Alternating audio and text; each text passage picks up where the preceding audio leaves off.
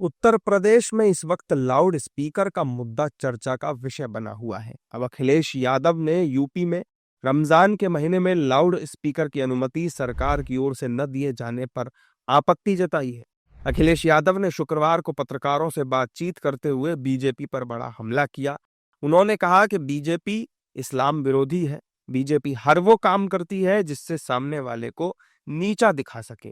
धार्मिक आयोजन में जो लिमिट है, जो सुप्रीम कोर्ट कहता है कि इतने डेसिमल का जो साउंड को नापने का जो मानक है और जो सुप्रीम कोर्ट का है वो देना चाहिए, क्योंकि भारतीय जनता पार्टी की राजनीति इस्लाम विरोधी है, हमारे आपके विरोधी है।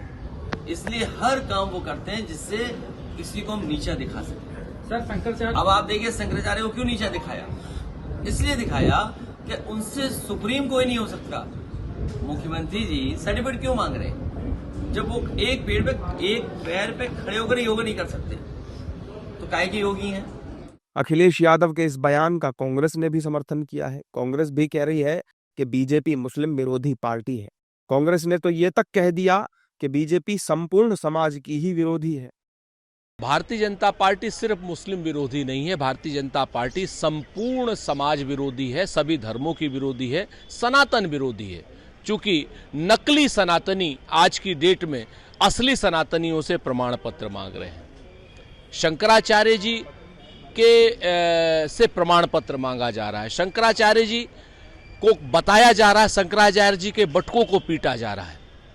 और शंकराचार्य जी के नाम पर जिस तरीके से राजनीति में कालनेमीकरण हो रहा है, ये अपने आप में बहुत ही बेशर्मी की बात है भारतीय जनता पार्टी के द्वारा, और निश्चित तौर पर पूरा समाज इसका बदला लेगा। तो भारतीय जनता पार्टी सिर्फ मुस्लिम विरोधी नहीं, भारतीय जनता पार्टी तो असलियत में सनातन विरोधी भी है।